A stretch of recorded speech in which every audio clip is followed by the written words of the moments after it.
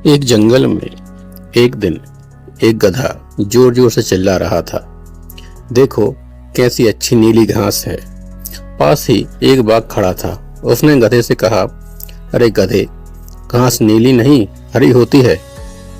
लेकिन गधा नहीं माना और बोला, तुम गलत हो, और जोर से चिल्लाने लगा, घास नीली होती है। अगर हिम्मत है तो जंगल के राजा शेर के पास चलो, वहीं फैसला करेंगे कि घास नीली होती है या हरी होती है। बाघ ने सोचा, चलो आज इसका भ्रम दूर कर ही देते हैं। दोनों शेर के दरबार में पहुंचे। गधा उछलते हुए बोला, महाराज आप ही न्याय करें, क्या यह सच नहीं है कि घास नीली होती है? शेर ने कुछ क्षण गधे को देखा, फिर गंभीरता से बोला, हाँ घास नीली होती है। यह सुनते ही गधा खुशी से झूम उठा और जोर से चिल्लाता हुआ वहां से चला गया। देखा, मैं सही था, घास नीली होती है।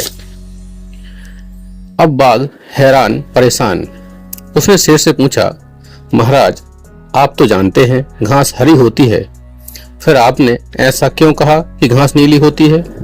शेर मुस्कुराया और बोला, तुम्हें सजा दी जाती है कि एक दिन का मौन रखोगे। बाघ और भी चकित हुआ, बोला, लेकिन मेरी गलती क्या है महाराज? शेर ने शांत स्वर में कहा, तुम्हारी गलती यह नहीं है कि तुमने सच कहा, बल्कि तुम्हारी गलती यह है कि तुमने एक मूर्ख से बहस करने में अपनी ऊर्जा और समय दोनों को बर्बाद किया। सार यह है कि जब कोई व्यक्ति अपनी धारणा पहले से ही बना चुका है तो उस अंधभक्त और मूर्ख से बहस नहीं की जा सकती, क्योंकि अक्ल की दवाई बाजार में नहीं मिलती।